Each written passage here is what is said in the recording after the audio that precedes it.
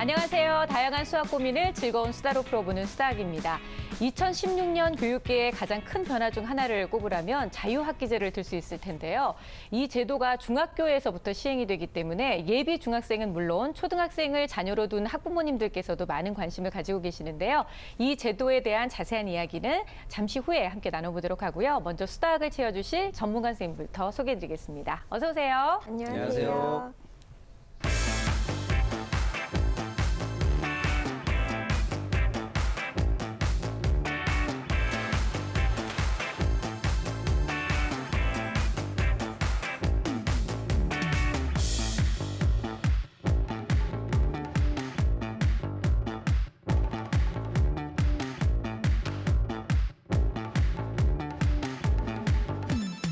이리 씨는 자유학기제에 대해서 혹시 들어본 적 있으세요? 처음 들어보는데 네. 대충 추측할 수는 있을 것 같아요. 그래요? 제가 연예인으로서 우리 뭐 김수현 씨, 유재석 씨 네. 이런 분들도 누리지 못하는 특권을 누리는 연예인이잖아요. 오, 정말요? 뭐 수다하게 나오는 거 얘기하는 거예요? 그거 말고요. 그럼요. 전 자유를 누립니다. 그래서 제가 자유 전문가로서 네. 유추를 하자면은 스케줄이 너무 널널해서 그런 거잖아요, 그거는. 사람들도 잘 못 알아보고 그래가지고 네. 자유롭게 사는 연예인으로서 이 자유학기제는 이 자유롭게 학기를 다닌다. 그래서 내가 1학기 공부하다가 좀 힘들어. 머리도 아파. 그러면 네. 2학기는 쉬어야지 하면 집에서 쉬고 또 다시 공부하고 싶을 때 다시 또 공부할 수 있는 그런 시스템이지 않을까. 네, 예. 네. 어때요? 끝까지 잘 들었고요. 네. 뭐 비슷한 부분이 있기는 합니다. 그러니까 중학생들이 한 학기 동안에는 그 학기만 중간고사, 기말고사 시험을 보지 않는 거예요. 오. 대신에 진로 탐색을 할 수 있는 그런 시간들을 좀 이렇게 허용을 해주는 그런 걸 얘기를 하는 건데 지금까지는 희망학교에 한해서만 시행이 됐지만 2016년도부터는 모든 학교에서 시행을 하기 때문에 학부모님들께서 관심이 아주 많습니다. 그럼 아예 수업은 아예 안 하는 건가요? 아니에요. 그건 아니에요. 암기 과목 같은 경우만 이제 수업이 좀 없고요. 대신에 토론이나 그다음에 프로젝트 활동들을 통해서 활동 중심의 수업을 하게 돼요. 근데 사실 이런 활동 중심의 수업에 대해서는 부모님들께서 좋다라고 알고 계시기 때문에 잘만 시행된다고 하면 긍정적인 효과를 좀 기대해 볼 수 있지 않을까요? 그럼요. 지금 저희 대한민국 교육과정 같은 경우는 정해진 틀을 고등학교 때까지 그대로 밟고 가잖아요. 네. 그런데 이런 자유학기제가 도입이 되면 아이가 자신의 관심사에 대해서 한 번 더 되돌아보고 이론만 할 것이 아니라 실제로 활동을 하면서 자신의 앞길을 직접 계획할 수도 있고 또 탐구할 수 있잖아요. 굉장히 네. 좋은 기회인 것 같습니다. 그리고 가장 중요한 건 학교 가는 맛이 날 것 같아요. 너무 그러니까요. 재밌을 것 같아요. 재미를 좀 찾을 수 있을 것 같아요. 이런 진로 활동뿐만 아니라 이제 한 학기 동안 시험을 안 보기 때문에 초등학교에서 중학교 올라가서 부적응을 해소할 수 있는 기회도 있고요. 그래서 취지는 이렇게 이제 좋지만 우리나라 엄마들은 항상 영수에 집중을 하기 때문에 엄마들의 생각은 마음 놓고 영수를 시킬 수 있는 또 다른 기회로 생각을 해서 네. 취지대로 잘 될지는 한번 지켜봐야 될 것 같아요. 그러니까요. 어떻게 보면 정말 내 아이의 진로, 내 아이의 뭐 적성에 대해서 다시 한번 생각해 볼 수 있는, 점검해 볼 수 있는 좋은 계기가 될 수도 있을 것 같긴 한데요. 또 부모님들의 걱정은 이런 거예요. 시험이라는 게 없으니까 내 아이가 너무 맘 놓고 놀게 돼서 결국은 성적을 떨어뜨리는 그런 기회가 되지 않을까. 네. 그런 우려를 충분히 하실 수 있겠는데요. 중간 기말 같은 지필평가는 없어지는 대신 학습한 내용에 대한 평가는 다양한 방법, 다각도로 이루어질 예정입니다. 네. 그렇군요. 그러면은 이제 뭐 평가한다고 하니까 네. 한 학기 동안 마음껏 놀아야겠다. 뭐 이런 생각은 하면 안 되겠네요. 그렇죠. 당연하죠. 네. 그렇게 생각할 수 있는 학생들이 있으면 안 되는 거예요. 이리 씨처럼. 그렇죠. 그렇죠? 안 됩니다. 네. 어쨌든 내 아이에게 좀 더 공부에 대한 흥미도 이끌어줄 수 있고 자신의 진로에 대해서 생각해 볼 수 있는 그런 계기를 주고자 하는 그런 제도이니만큼 성공적으로 잘 정착이 됐으면 하는 바람 가져보고요. 자, 오늘도 수다하게 노크를 해주신 어머님의 사연부터 함께 만나보겠습니다. 오늘의 주인공을 만나러 서울시 양천구에 왔는데요. 많이 본 것 같은 거실에 전집으로 가득한 책장. 이곳은 바로 최성우 군의 집입니다. 다시 한번 성우의 집을 찾은 이유가 있는데요. 안녕하세요. 6학년 딸아이를 둔 최인서 엄마 정근정입니다. 오늘은 바로 성우의 누나 최인서 양 때문입니다.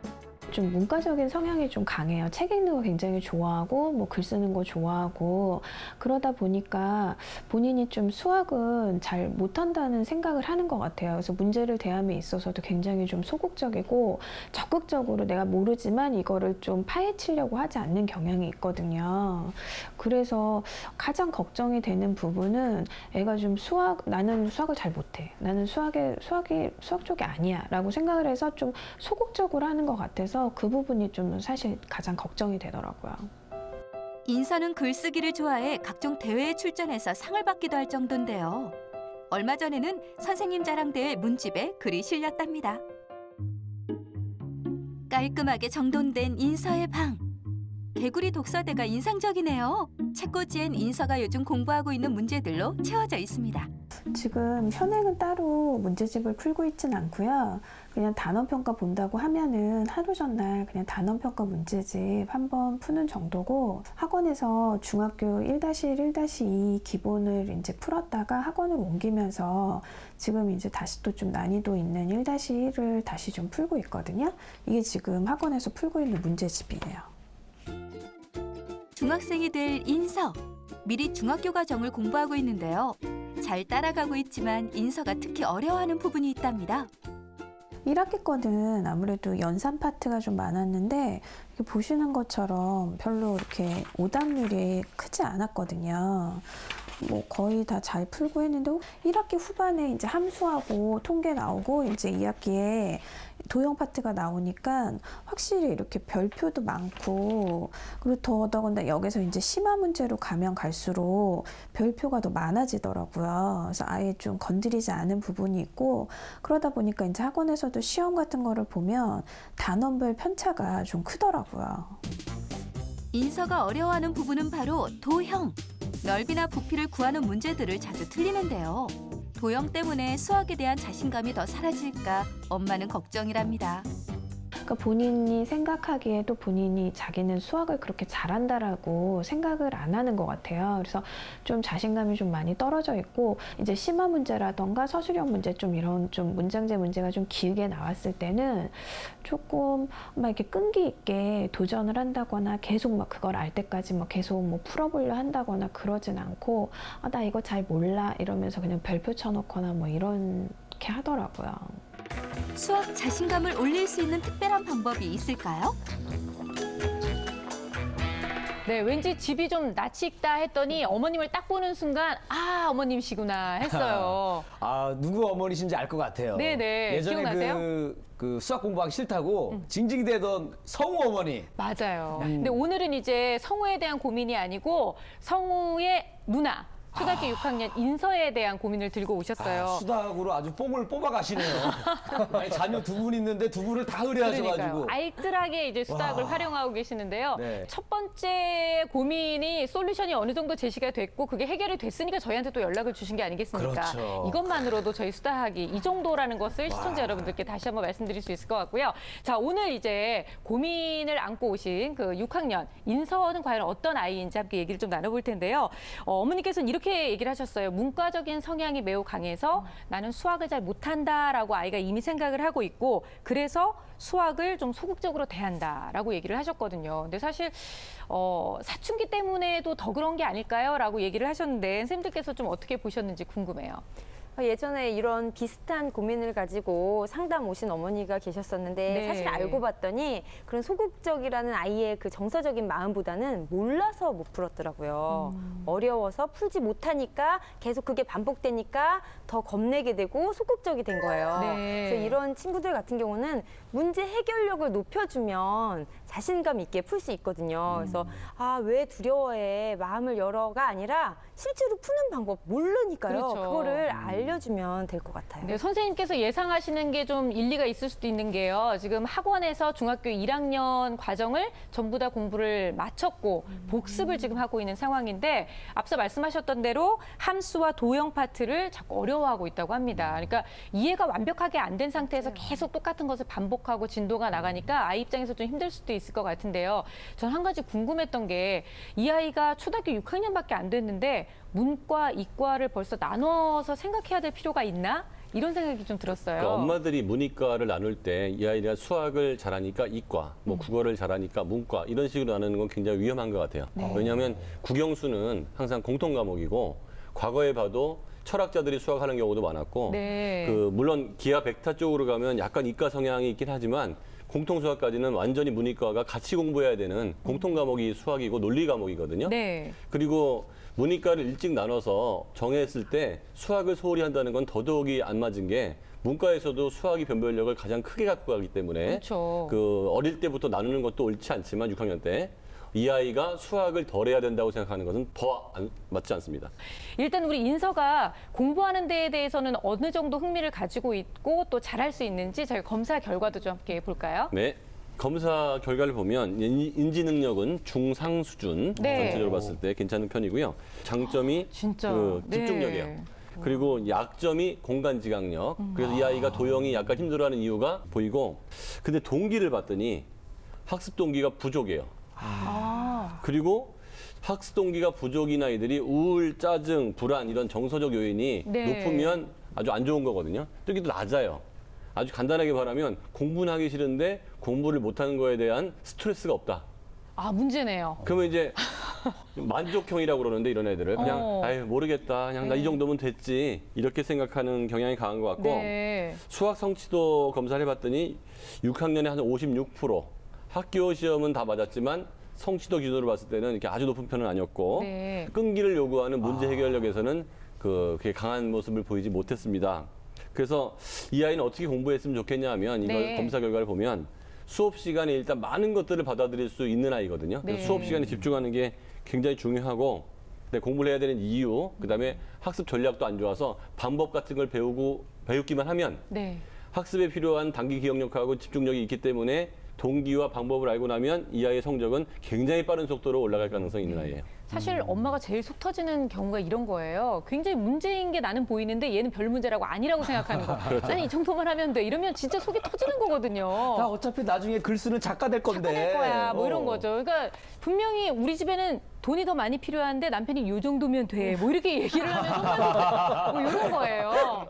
그러니까 일단 인서한테는 공부하는 방법을 제대로 가르쳐주면 어쨌든 간에 성과가 충분히 나올 수 있는 자질을 다 가지고 있다는 이제 말씀이신 건데요. 집중력하고 단기 기억력이 좋기 때문에 네. 금방 성과가 나타납니다. 네, 오늘 그 방법에 대해서 함께 또 얘기를 나눠볼 텐데요. 일단 그 전에 그 수학에 대한 자신감을 좀 높일 수 있는 방법이 있다면 쉽게 바뀌진 않아요, 분명하게. 이게 어려운 이유가 뭐냐면 스스로 계속 강화하기 때문에 그래요. 난 안 돼. 난 역시 뭐 부족하지. 수학은 재능이 없어. 이런 것들을 떨쳐야 되는데 그게 떨치기가 힘들기 때문에 그렇고요. 네. 그리고 그래도 문제 속에서 그런 것들을 만약 의지가 있다면 그런 것들을 극복할 수가 있어야 되는데 이런 단서를 가지고 하는 것이 좋습니다. 자, 이 문제를 풀 때 내가 왜 못 풀지? 스스로에 대한 질문. 그리고 이것과 관련된 예제가 무엇이 있지? 해서 또 한번 찾아보고 개념을 한번 다시 보면서 문제 한번 다시 풀어보고 그리고 섞여 있는 경우에는 이게 어떤 단어는 어떤 관련된 문제지? 그리고 생각해보는 그런 단서를 찾아가면서 공부를 해야 되는데 의지가 없는 경우에는 이런 것이 어렵기 때문에 네. 그만큼 바뀌기 힘든 거죠. 정말 수학을 좋아하는 애들한테 수학이 왜 좋냐 물어보면 수학이 쉬워서 좋다는 애가 아무도 없습니다. 그렇죠. 수학이 어려워서 좋다는 거예요. 어려워서 끙끙거리고 풀었을 때 요 기쁨을 찾은 아이들은 수학이 너무 재밌고 네. 어려우니까 관두는 아이들은 수학이 재미없는 거예요.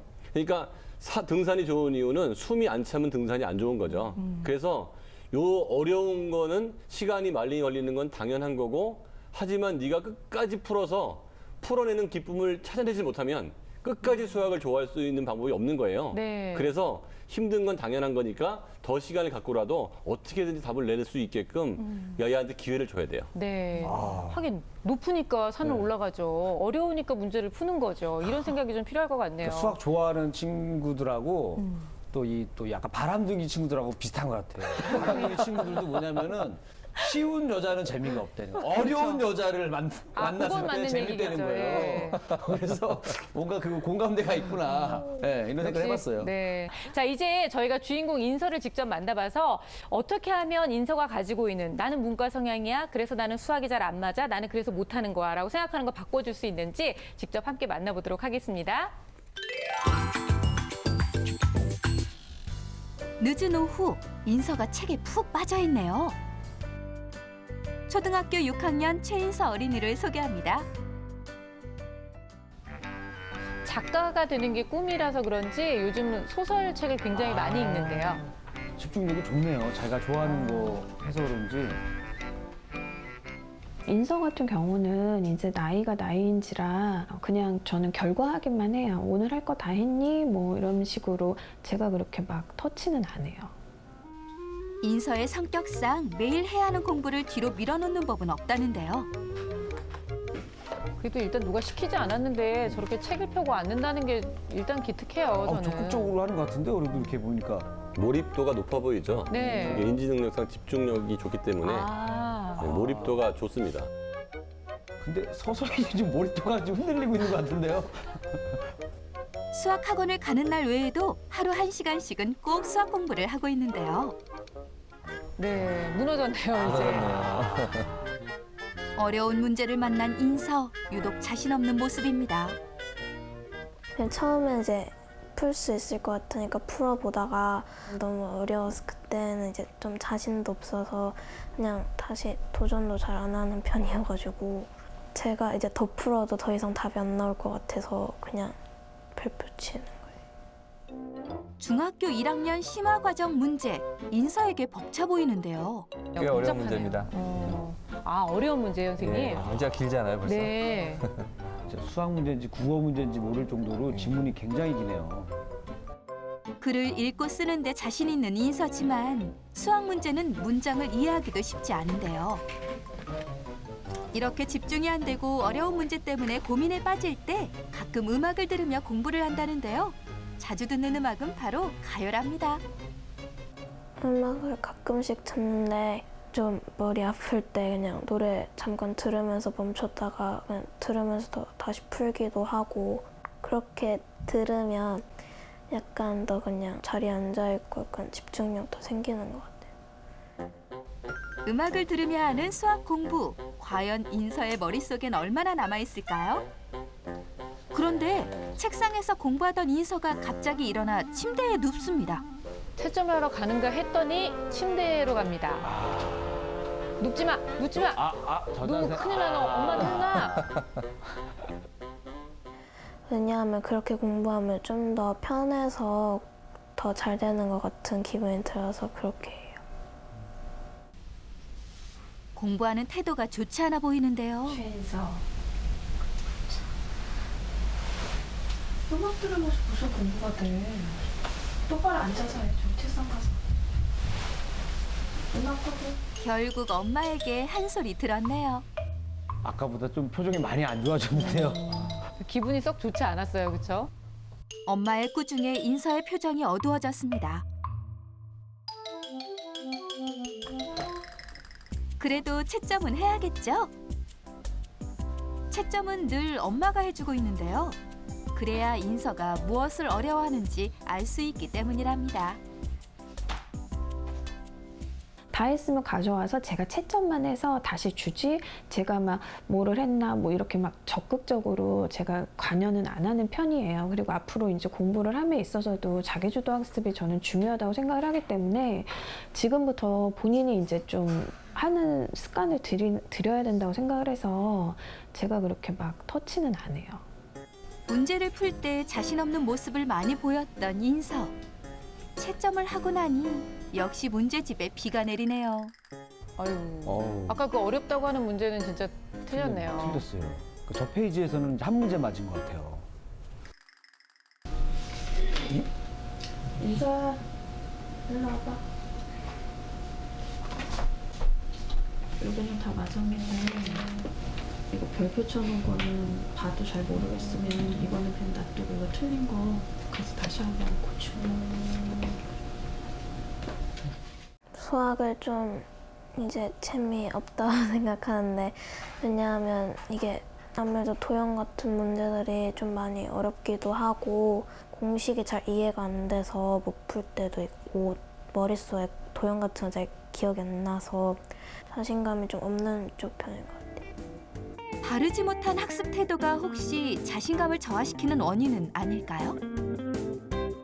작가가 꿈이라고 해요. 초등학교 6학년 인서를 함께 만나봤는데 왠지 작가 잘 어울릴 것 같아요. 차분하고 그렇죠. 좀 지적인 이미지가 있어요. 그렇습니다. 글을 좀 잘 써야 되는데 뭔가 좀 차분한 성격이 맞는 것 같고 제가 보는데 인서의 느낌은 좀 달랐어요. 인서가 좀 입이 좀 많이 나와 있었습니다.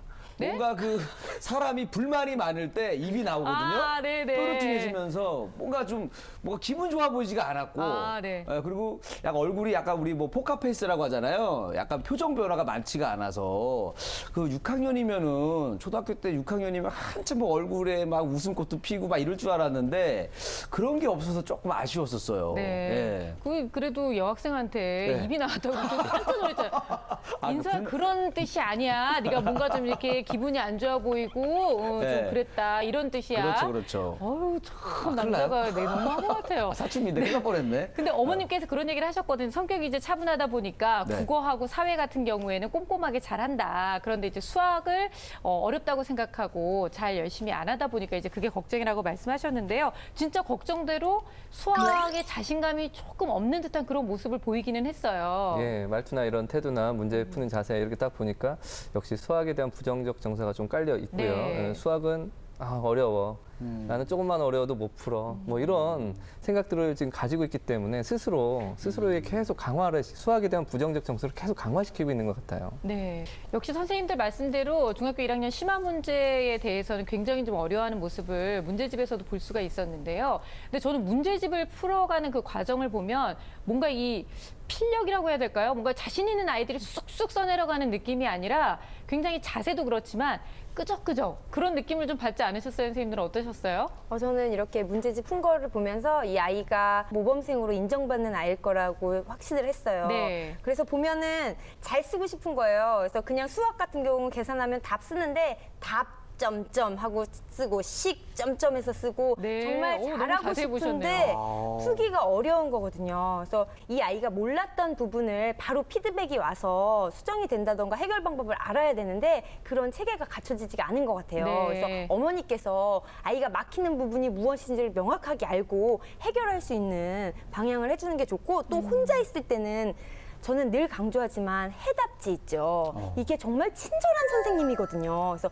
그 해답지를 이용해서 그 자신이 막혔던 부분을 해결하는 그런 방법을 구조화만 해줘도 이 아이는 굉장히 성적이나 효과가 많이 나타날 거예요. 네. 문제 이게 풀어놓은 거 봤잖아요. 근데 이제 틀린 걸 제가 자세히 봤는데 말씀이 맞아요. 왜냐하면 공식을 그대로 한 번에 적용하는 문제는 풀 수 있을 것 같아요. 그런데 이 나온 문제 중에 147번 같은 경우는 진짜 종합적 사고력이 필요한 겁니다. 아까 그 막 예, 네모 안에 그쵸. 막 네, 굉장히 긴 문제양제였죠. 그걸 하나하나 찾아서 그걸 유추해내고 이것들이 이러니까 지금 배운 공식을 적용하면 이런 식으로 되는 건데 그걸 찾아내는 과정까지도 시간이 많이 걸리거든요. 즉 어려운 것을 극복해 나가는 연습을 아마 별로 많이 안 해봤을 겁니다. 네. 그리고 공식을 적용하는 바로 A는 B다를 적용할 수 있는 단계까지는 공부를 한 거예요. 근데 그 이후의 과정에 대한 연습이 안 돼 있어서 좀 그런 부분에 대해서 좀 집중적으로 좀 한다면 아까 그 도형 문제도 마찬가지거든요. 공식을 아마 이 부피를 구하는 거라든지 이런 공식 건널비 한 번 하는 건 바로 할 거예요. 근데 네. 약간 뭘 빼고 한 과정이 더 들어가면 너무 복잡하다고 생각을 해서 그런 연습들이 좀 필요하다고 느껴집니다. 그럼 그냥 냉정하게 저 문제집이 어려운 건 아닌가요? 맞습니다. 어려운 거. 현재 지금 인서에게는 좀 어려운 문제집이죠. 네, 조금 더 뭐 심화라고는 하지만 좀 더 쉬운 심화라는 것도 있을 수 그럼요. 있으니까. 특히 저는 이 147번 같은 건 아직 인서에게 적당한 문제라고 생각하지 않습니다. 네. 저 같으면 인서에게 이 문제를 주진 않을 거예요. 그렇죠. 어려운 문제를 맞닥뜨리면서 아이가 자신감을 잃어버릴 수 있으니까 현행 학습으로 기초를 다지는 것이 필요하다. 이 두 분 선생님 말씀을 정리해 볼 수 있을 것 같은데요. 그렇다면 기초를 다지는 건 어떻게 하는 건지 그걸 좀 알려주셨으면 좋겠어요. 어머니께서 아까 그 100점을 맞았다는 사실만으로도 다 그냥 패스를 했다. 얘는 완벽하게 소화했다고 생각하시는데 그건 아니거든요, 분명히. 그래서 한 번 더 되돌아가서 지금 배우고 있는 것을 수학 익힘에 나와 있는 문제라도 쭉 한 번씩 다 풀어보고 현재 과정을 한 번 더 단단하게 네. 익힌 다음에 하게 된다면 이제 그 6학년의 심화 문제 지금 중학교 1학년의 심화 문제를 어려워하는 거잖아요. 6학년의 심화 문제를 풀고 그것도 이제 완벽하게 잘하면 이제 중학교 1학년 기본 원리 단계 정도를 접하는 게 좋지 않을까 하는 생각을 해봤어요. 네, 꼭 한 가지 짚고 넘어가야 될 것이 있어요. 바로 학습 태도에 관한 이야기. 사실 우리도 공부할 때 이거 끼고 저희 때는 많이 했잖아요. 그 자율학습할 때 네. 탁 들으면서 이렇게 다 공부 멋있었어요 너무. 그렇죠. 네. 그리고 음악만 듣는 게 아니라 사실 저희 때는 라디오도 많이 들었어요. 그 몇 시간대에 정말 그 이문세 씨가 하는 라디오를 꼭 들어야 한다든가 뭐 이런 게 있기 때문에 라디오를 들으면서 음악 듣는 거 그리고 또 침대에 엎드리는 거 이거는 너무 큰 뿌리칠 수 없는 유혹이 아닌가요? 분위기가 아까 응답하라 1988 느낌 나는데. 아, 옛날에 이렇게 나오면서 이렇게 하니까. 네. 저 옛날 이불에는요 이렇게 그 형광펜이 이만큼 얼룩이져 있었어요. 엄마가 안 빨아주셨어요. 왜냐면 보고 항상 침대에 너 이불에 누워서 공부하면 이렇게 된다는 걸 보여주기 위해서 내가 이게 완전히 그 주황색이 이만큼 번져 있었거든요. 그래서 사실 공부에 관련돼서는 고쳐야 되는 거죠, 이건. 네, 선생님들마다 조금씩 의견이 다를 수는 있겠지만 제 의견은 네. 저는 이건 절대로 고쳐야 된다고 생각합니다. 특히나 이제 자세 이런 우리 운동할 때 그 폼이 좋아야 된다고 하잖아요. 네. 이게 지속적으로 오래 하려면 처음부터 기초를 잘 잡아야 되고 폼이 잘 잡아야 그 향후에 어려운 것이라든지 이런 걸 만났을 때 좀 더 극복 잘할 수 있잖아요. 이 자세가 나쁘면 공부를 오래 지속적으로 할 수가 없습니다. 분명하게. 그렇기 때문에 저는 이건 고쳐야 된다고 보고 음악은 이건 더 극명하게 나를 수가 있는데 저는 개인적으로는 사실 듣고 하면 좋지 않다고 생각하는 편이에요. 네. MP3는 그나마 나아요. 음악만 들으니까. 그런데 대부분 전화로 맞아요. 음악을 들어요. 그렇기 때문에 이제 깨똑 온다든가 네. 뭐 갑자기 검색하고 싶은 거라든지 뮤직비디오도 막 보면서 그러니까요. 해요, 이런 아이들이. 것들이 네. 유혹에서 빠지기 쉽기 때문에 처음엔 잘 될 수 있어요. 난 다 잘할 수 있어라고 하긴 하지만 깨똑 한번 오면 집중력이 그 고도의 집중력이 필요할 때 네. 어려운 문제를 만났을 때 막 생각하고 있을 때 그게 딱 흐트러져 버린다든가 이럴 우려가 있기 때문에 이런 습관은 저는 반드시 고쳐야 된다고 네. 생각합니다. 김희진 선생님 어떤 의견이세요? 저는 음악을 활용하는 것 자체는 괜찮다고 보거든요. 사실 그 집중력이 높은 자기주도적 학습 능력이 뛰어난 아이들은 자신만의 방법을 하나씩 갖고 있어요. 그러니까 흐트러지거나 힘들거나 할 때 음악을 살짝 듣는다거나 또는 그림을 조그맣게 캐릭터 그림을 그린다거나 하면서 머리를 살짝 식히고 다시 돌아가는 거죠. 네. 그런데 문제는 음악을 들으면서 집중도 안 돼서 음악을 들으면서 문제를 푼다는 게 문제가 있는 것 같아요. 음악만 간단하게 듣고 또 침대에 눕는 거는 절대 안 됩니다. 네. 이것은 허리가 아프고 힘들고 집중력이 떨어져서 눕고 싶은데 뭔가 수학은 해야 될 것 같고 불안한 마음에 가지고 오는 거거든요. 그냥 다 접고 30분 아니면 10분 정도 누워서 누워요. 자거나 네. 쉬는 게 나아요. 맞습니다. 그거는 아줌마가 해봐서 아는데 저렇게 누우면 허리가 더 아파. 책상에 앉아있는 거 더 아프고 어깨까지 아프기 때문에 안 하는 게 좋아요. 자, 근데 지금 두 분 선생님 전부 다 반대 입장이시거든요. 민성훈 선생님도 혹시 다른 의견이 있으신가요? 저는 그 고등학교 때 저 연구주임 선생님이 음악 들으면서 공부하라 하더라고요. 오히려요? 네, 그래서 어떤 음악이 들으면 좋겠느냐 했더니 뭐 클래식이나 영화 음악처럼 이게 잔잔한 음악 들으면 집중력이 도움이 된다고 그래서 착한 마음에 이제 계속 고등학교 내 들으면서 공부했는데 사실 덕을 많이 봤어요. 오. 네. 그래서 이제 제가 그 공부법 연구하면서 이걸 연구를 해봤는데 네. 그 로자노프라는 박사가 그 음악이 집중력에 미치는 영향에 대해서 매우 긍정적으로.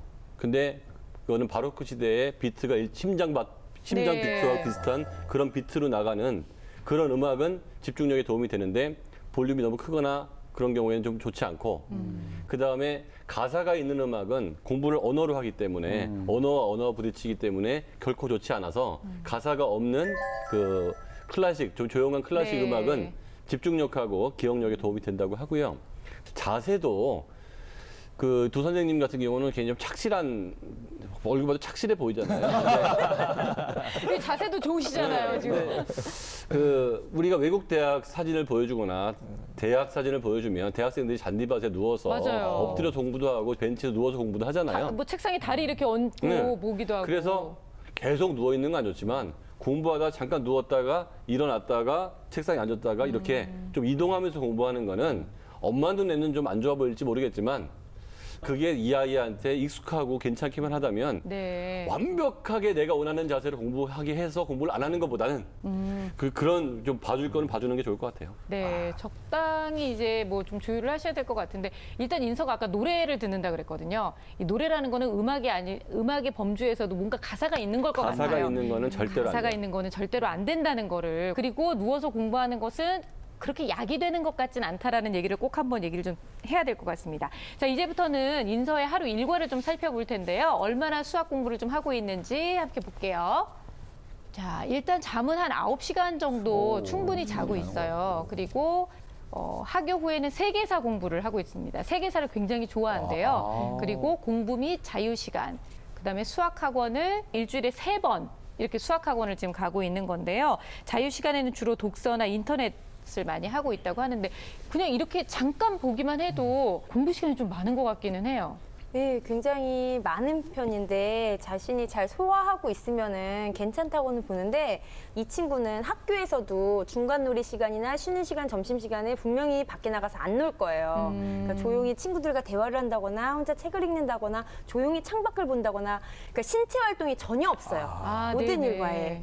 근데 신체 활동은 정말 초등학교 어린이한테 중요하거든요. 체력을 뭐 기른다는 그런 의미도 있지만 같이 어울리면서 놀다 보면 야, 너 금발 봤어! 뭐 이렇게 막 이렇게 얘기하는 거 있잖아요. 그게 아니고! 하면서 뭐 자기의 의견을 네. 얘기하면서 조율하고 그런 과정들이 스스로 익히게 되거든요. 네. 그래서 굉장히 그렇게 표현력이 조금 부족한 친구들한테는 제가 놀이활동, 신체 활동을 권하고 있거든요. 그래서 이렇게 인서의 시간표에서 그런 활동들을 좀 해서 추가하면 어떨까 하는 생각을 좀 해봤습니다. 네. 이리 씨는 어떻게 봤어요? 저는 딱 보면서 일단 그 자고 일어나서 그 기상에서 등교 시간까지 시간이 너무 짧은 것 같아요. 그렇죠. 잠이 그래서 다 안 깨고 네, 있을 확률이 높죠. 그러니까 몸이 컨디션이 안 좋고 학교 갈 때도 좀 막 피곤한 상태에서 갈 것 같거든요. 네. 그래서 조금 일찍 일어나서 좀 여유 있게 그러니까 1시간 정도 일찍 일어나서 그래요. 좀 여유 있게 좀 쉬고 또 대화도 좀 하다가 몸이 풀린 상태에서 학교를 가야 공부도 잘 되지 않을까. 그래요. 잠도 맞아요. 엄청 많이 자는 거죠. 그럼 9시간 자는 거 아니에요? 그러게요. 지금? 사실 이제 초등학생 고학년 치고는 좀 많이 지금 네. 자고 있는 상황인데, 근데 잠은 충분히 자는 거는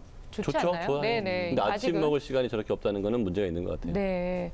일단 지금 이제 겨울방학을 가장 잘 보내고 중학교로 올라가는 것이 관건이 아닌가 싶은데, 이 겨울방학을 좀 잘 보낼 수 있는 방법, 이리 씨? 아, 그래서 제가 이 겨울방학으로 사행시를 준비해 왔습니다. 이야, 어떻게 준비되셨습니까? 네, 준비됐습니다. 그럼 제가 운을 띄워드리겠습니다. 네.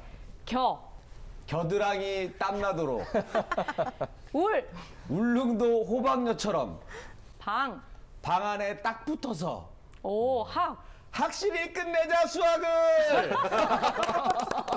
아, 좋습니다. 야, 확실히 잡아야 돼요. 아니, 말만 들어도 진짜 네. 겨드랑이에 땀이 나네요. 정말 너무 부끄러워서. 네. 아니 제가 생각해봤는데 이게 아까 얘기했잖아요. 초등학교 때 수학은 100점이 나와도 네. 그게 좀 구별이 안 된다 잘. 그래서 이때 확실히 하지 않으면 저도 이제 초등학교 때 그렇게까지 못하지는 않았거든요. 근데 중학교 딱 가면서부터 계속 밀리기 시작하니까 고등학교 가서는 이제 따라갈 엄두가 안 나는 거예요. 그래서 지금 아까 부족했던 거 좀 다듬어 놓으면 알차게 보내면 중학교 때 좀 많이 도움이 될 것 같아요. 김식 네. 선생님, 괜찮은 방법이에요? 예, 뭐 참고할 만한 방법이라고 생각합니다. 호박녀처럼 땀 예, 제가 생각한 방법을 또 이제 말씀을 네. 드리면 우선 첫 번째 네. 저는 인서가 딱 한 권만 했으면 좋겠습니다. 예, 너무 많은 분량을 네. 하지 말고 저는 딱 한 권을 제대로 한 번 더 반복하는 게 더 좋을 거라고 생각해요. 심화보다는 기본을 한 번 더 보는 게 인서에게 현재 더 필요한 일일지도 몰라요. 네. 그리고 지금 매일 하고 있으니까 그거는 잘 지켜나가고요. 그리고 약점 공략을 했으면 좋겠습니다. 그러니까 어느 하루 혹은 일주일에 꼭 하루 이렇게 딱 날을 잡아서 그날은 나의 약점을 공략하는 날 해서 집중적으로 인서가 만약에 도형을 지금 어려워한다면 네. 도형만을 보는 거예요. 거품물 정도로 겨드랑이 땀 나는 게 아니라 네. 거품물 정도로 그냥 하루 종일. 예. 근데 이제 이게 의지가 있어야 되는 거잖아요. 누가 시켜서가 아니라 하루 종일 도형에 대한 공부를 하는 거예요. 그림도 그려보고. 그러니까 제가 말하는 건 꼭 그 학습의 문제를 풀어보라는 것이 아니라 도형을 가지고 활동을 해보라는 거예요. 그림도 그려보고 아까 얘기한 대로 뭐 전개도 가지고 잘라도 보고 네. 막 해보는 거예요. 근데 그런 게 뭔 도움이 될까라고 생각하기가 정말 쉬워요. 뭐 점점 올라갈수록 그런 것들을 뭐 추상적인 사고니까 필요 없을 거라고 생각하지만 보이지 않았던 것, 특히 공간 도형 뒤쪽에 있는 것들을 상상할 수 있는 능력들은 처음부터 모든 학생들이 다 기대할 수 있는 능력은 아닙니다. 그렇죠. 예, 네. 그래서 그런 것들을 직접 보면 또 상상할 수 있는 아이들도 또 있거든요. 그래서 저는 그렇게 준비했으면 좋겠습니다. 여기 첨언하면 저런 네. 식으로 하면 그 수학의 직접적인 성적 향상에는 플러스가 안 될지 모르겠지만 인지 능력이 되게 좋아지기 그럴 것 때문에 같아요. 시간이 지나면 지날수록 수학이 더 쉬워질 수 있는 좋은 방법입니다. 아, 네. 참 우리 인서에게 여러 가지 조언을 해주면서 너무 인서의 이미지에 어울리지 않게 막 땀이 나고 미안해 인서야 아줌마가 사과할게. 자, 오늘 정말 수학이라면 너무 어려워서 왠지 더 소심해지는 우리 인서의 이야기를 나눠봤는데요. 자, 오늘의 여러 가지 이야기를 다 총망라하는 전문가 선생님들이 전해드리는 결정적 한방! 전해 듣겠습니다. 네, 제 결정적 한방은 눕지 말고 뛰어라입니다. 누워서 수학을 공부할 것이 아니라 신체놀이 활동을 해서 자기 표현력을 길러서 지금 수학이 막히는 부분을 적절하게 표현하는 능력을 길러야 합니다. 예, 제 결정적 한방은 끈질기게입니다. 수학을 어느 정도 이해하고 나면 끈질기게 공부를 해서 문제를 풀 수 있는 문제 해결력을 갖출 때 드디어 수학의 마지막 기쁨이 생기거든요. 힘들더라도 끈질기게 하시기 바랍니다. 제 결정적 한방은 질문하라입니다. 공부는 의문에서부터 출발하는 겁니다. 그리고 그 의문을 가둬두면 안 됩니다. 부끄럽다고 혹은 몰라서 창피하다고 가둬두면 안 됩니다. 꼭 자신 있게 질문하세요.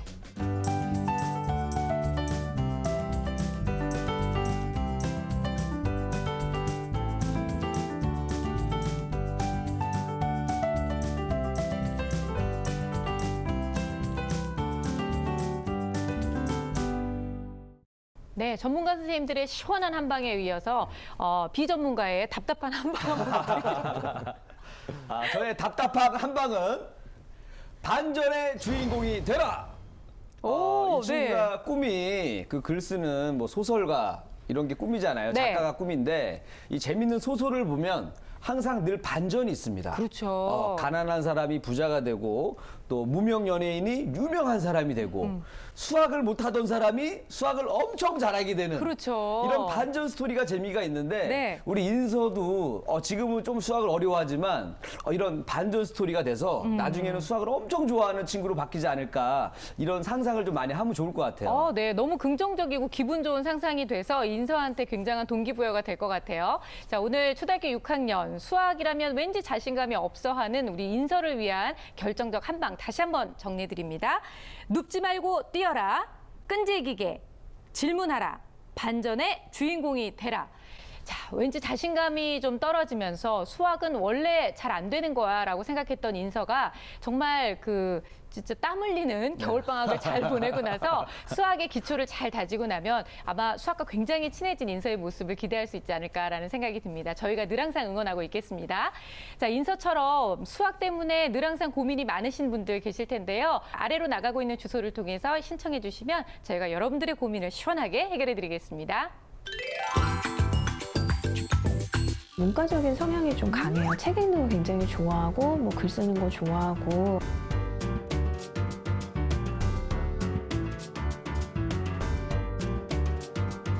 풀 수 있을 것 같으니까 풀어보다가 너무 어려워서 그때는 이제 좀 자신도 없어서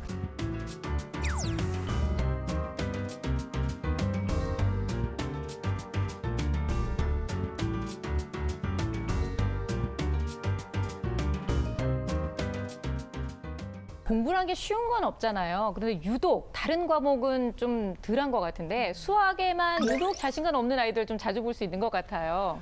공부를 잘하고 못하고 딱 수학을 잘하고 못하고가 90%예요.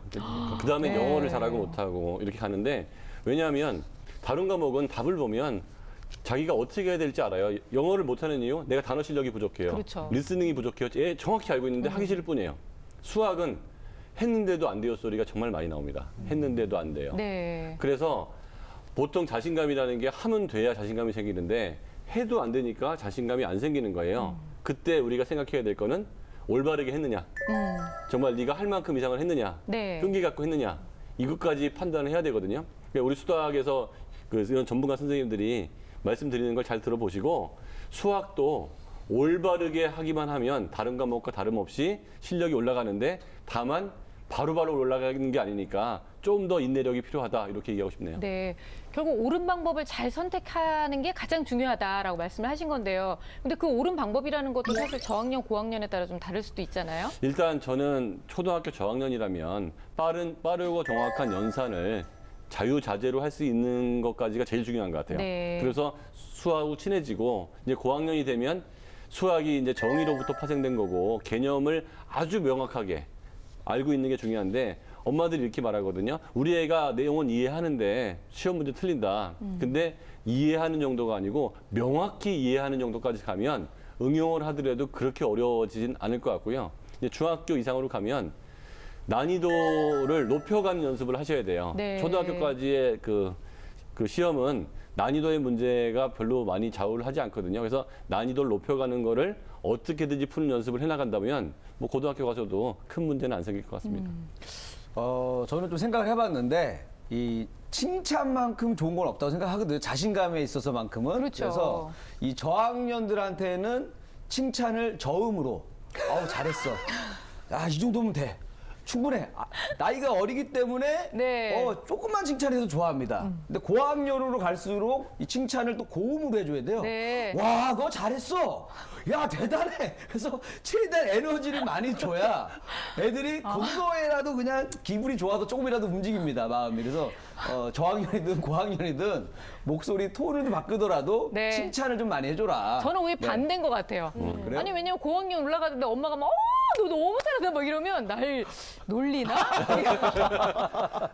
오히려 우리 엄마가 날 놀리나? 겨우 요거 가지고 왜 이러지? 엄마가 이상해졌어요. 막 이러면서 기분 나쁠 것 같고요.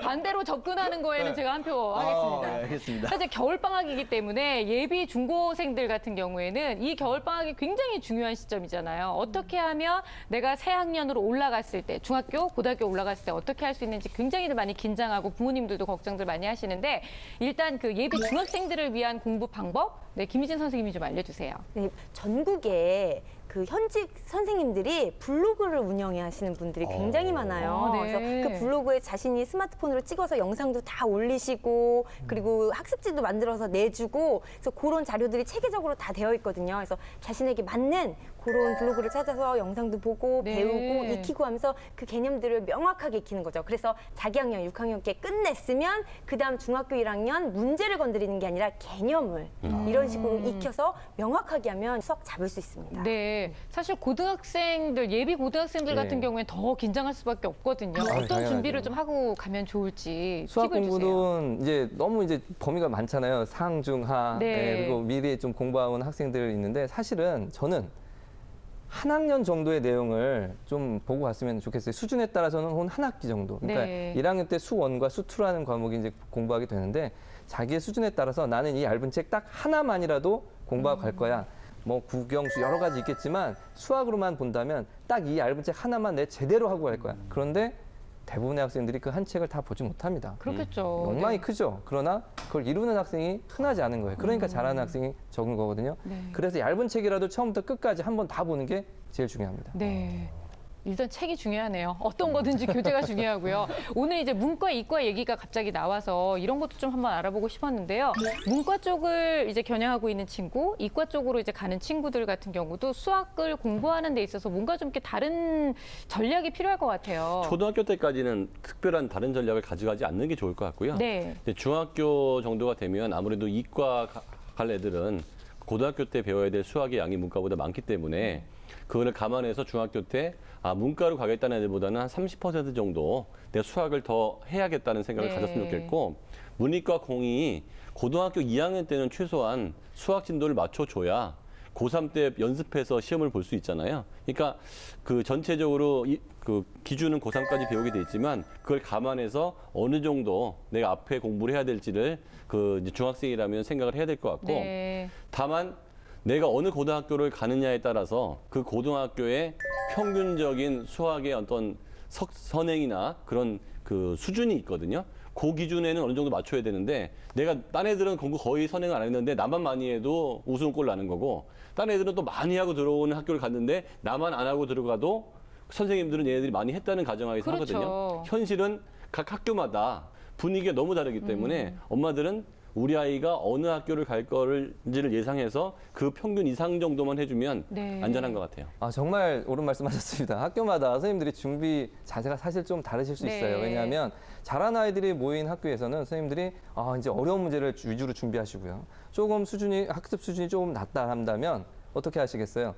좀 더 흥미를 유발할 수 있는 수업 준비를 하신단 말이에요. 그러니까 네. 조금씩 목표 지점이 다르기 때문에 학생들도 그거에 대비해서 공부나 이런 학습량이나 이런 걸 조절하고 오시면 좋을 것 같습니다. 요즘에는 보면 개그맨들도 개그맨인데 노래를 잘해. 그럼 굉장히 또 이슈가 되잖아요. 그렇죠. 그래서 우리 뭐 이과를 나왔지만 문학에 관심이 많다던가 또 문과지만 수학을 잘한다던가 이런 게 앞으로 사회에서는 굉장히 큰 경쟁력이 될 것 같다라는 생각을 하고요. 그리고 아이를 둔 부모님이라면 이 수학에 관심을 갖는다. 이런 부모님들이 또 엄청난 경쟁력을 갖는다고 저는 감히 네네네. 생각을 합니다. 훌륭합니다. 훌륭하죠? 오늘은 뭐 제가 딱히 클로징을 안 해도 굉장히 마무리가 아주 잘 된 것 같은 느낌이에요. 오늘 유독 수학을 어려워하고 수학에 대한 공포심을 가지고 있는 아이들에 대한 이야기를 했는데요. 선생님들께서 다 일괄적으로 말씀하셨던 게 바로 기본 개념에 충실하는 것을 말씀하셨거든요. 우리는 요즘 너무 선행 얘기를 많이 하는데요. 때로는 뒤를 봐서 내가 정말 기본을 잘 다지고 있는지 한번 확인해 보는 것도 참 중요할 것 같고요. 어머님들께서 내 아이의 기본이 얼마나 다져져 있는지 한 번쯤 확인해 보시는 중요한 시간을 좀 보내셨으면 좋겠습니다. 자, 오늘 수학은 여기까지고요. 저희는 다음 시간에 다시 찾아올게요. 감사합니다.